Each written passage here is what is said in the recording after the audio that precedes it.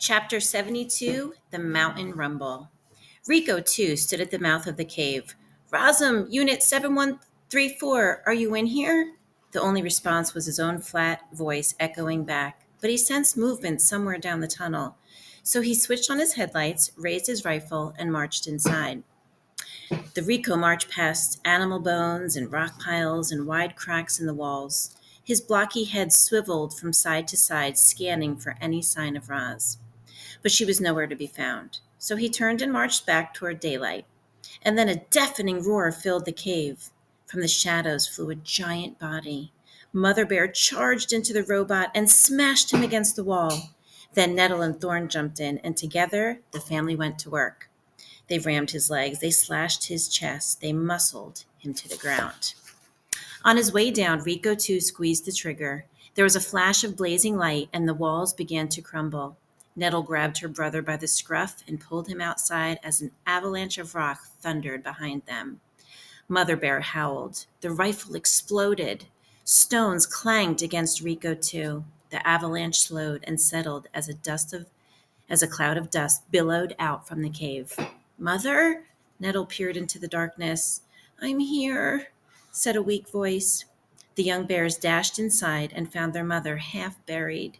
They pulled heavy stones from her body and dusted her off. I have broken bones, she rasped, but they will heal. Where is Robot?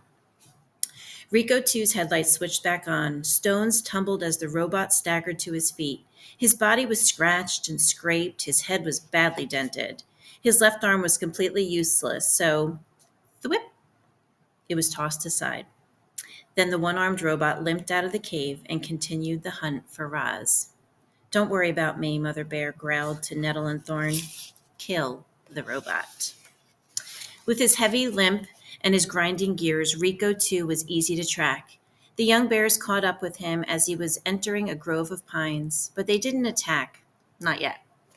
There was a better place to finish him off ahead, so they hung back and followed him across the mountainside. The distant rumble of the waterfall grew louder with each passing minute, and then a slash of white appeared through the trees. Soon, the robot was standing beside the roiling, frothing river just above the falls. He was too badly damaged to leap over the falls or to wade through the rapids or to climb down the cliffs, but he had to continue his hunt for the target. So he started limping upriver in search of a safer crossing. There was a rustling, and the young bears exploded out from the trees. They threw their heavy shoulders against the robot's body, and he stumbled sideways onto the riverbank. Nettle reared up and wrestled the robot, twisting and shaking him with all of her strength. Rico, too, felt his feet slipping on the rocks. He felt his body tipping over, and then he plunged into the white water, and he brought Nettle with him. The current immediately swept Nettle toward the falls. She rolled through the rapids, crashed into one rock, and then desperately clambered onto another. Rico, too, stood straight up, and the river rushed around him. He took a step, slipped, and disappeared beneath the water, but then he was up again. Thorn ran to help his sister, but she was pointing upriver and roaring, "Use the logs!" When the younger bear turned around, he saw what she meant. A jumble of broken logs were wedged between the rocks of the rapids, and a moment later, Thorn was on top of them. With water sloshing over his back, he forced a paw between the logs and pried the top one loose. It splashed into the river and wound its way down through the rapids, only to roll harmlessly past the robot. Then it dropped out of sight. The bear tried again. He popped another log into the river, and this one spun just in time to ram its full weight into the robot's chest. Rico, too, went sailing backward and sank beneath the surface. When he reappeared, the river was full of heavy wooden torpedoes. One log pounded the robot's shoulder. Another slammed his face. More logs knocked him closer and closer to the falls. The current became too much for the injured robot, and it carried him away. He grasped for anything solid he could cling to, but the rocks were slippery too. So he settled for a fistful of fur. Nettle had been hanging on to one rock this whole time, but now that the robot was pulling her, she started losing her grip. She couldn't hang on much longer. Finally, she cried out, "I'm sorry, Thorn," and she let go.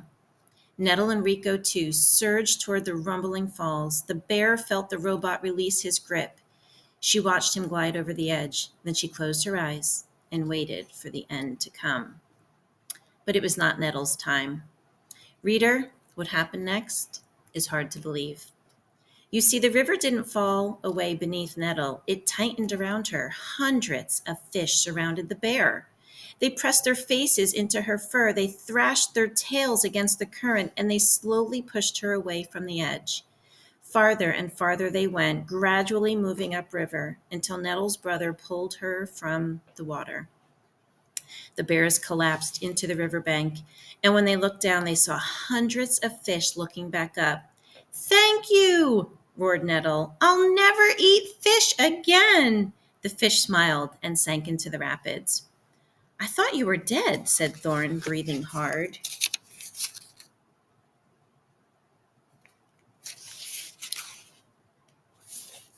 "So did I," Nettle laughed. "Looks like you're stuck with me a while longer, little brother." "I'm not little." It felt good to joke, but the bears quickly turned serious. They were both bruised and bleeding, and their mother was in far worse condition. However, it would be all worthwhile if Rico, too, had finally been killed. The bears crept to the edge of the cliff, and there, at the bottom of the waterfall, strewn across the wet rocks, was the shattered body of the dead robot. Chapter 73, The Chase.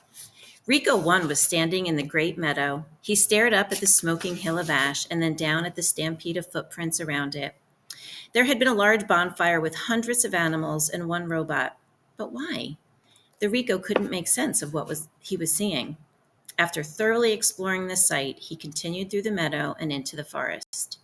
It was around that time that he lost communication with Rico 3, then Rico 2, and he knew that his partners had both been destroyed. Rico 1 would have to hunt down the target by himself. The hunter marched on. His blocky head swiveled from side to side, scanning for any sign of Roz. He was soon gazing across the glassy surface of a beaver pond. On the far side, a thread of smoke drifted up from another of those wooden domes. With his powerful legs, the robot launched himself up through the air, soaring in a high, graceful arc over the pond and down to the other side. His heavy feet slammed into the ground, leaving deep craters in the garden by the dome.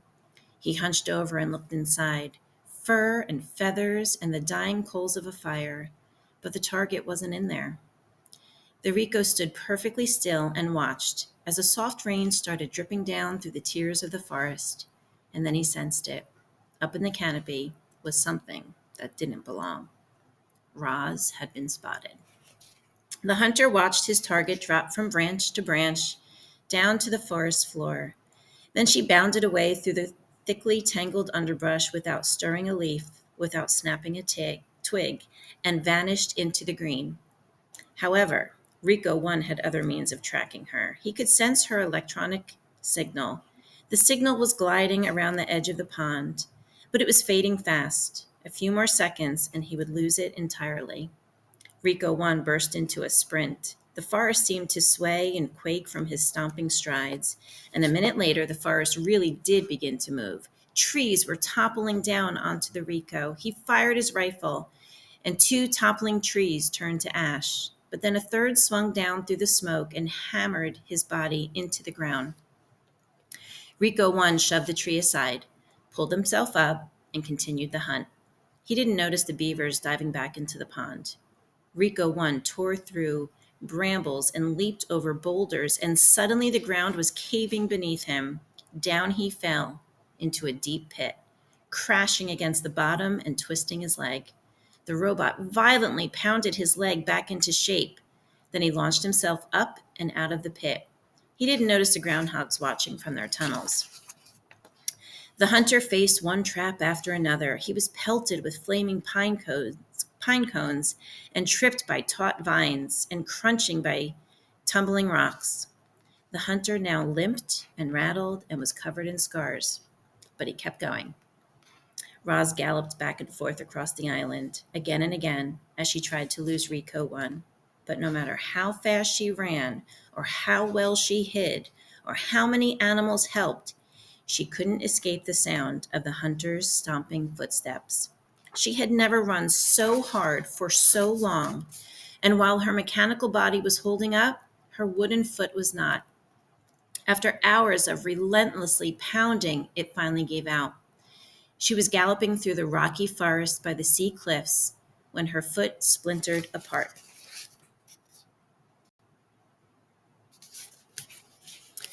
As soon as Rico 1 found the fresh wooden splinters, he knew his target was in trouble. He stomped out from the trees onto the cliff top and scanned the coastline. Geese were flying down through the drizzle. Otters were wriggling over the rocks. Seaweed and driftwood and broken robot parts were scattered about the shore. But the hunter also sensed a faint electronic signal. Roz was down there somewhere. The hunter's blocky hand clamped onto the cliff top and then, thwip, it detached. The hand was connected to a strong cable that spooled out from the end of his arm. He gave the cable 2 quick tugs, and then he stepped off the ledge. Rico 1 zipped down the cliffside, one arm releasing cable, the other clutching his rifle, and he slowed to a gentle stop just as he reached the ground. Then, high above, the robot's hand unclamped and followed the cable all the way down until, thwip, it snapped right back onto the end of his arm. Geese squawked and otters squeaked as Rico 1 marched through the robot gravesite. The place was littered with torsos and limbs and heads. They were all valuable parts, but he would collect them later. For now, his only concern was finding Roz. He followed the electronic signal over to a clump of seaweed. But where was his target? Was Rico's 1's sensor malfunctioning? The robot tapped his head a few times, but the mysterious signal remained. He looked around for any signs of her, and as he did, the clump of seaweed reached up and grasped his rifle.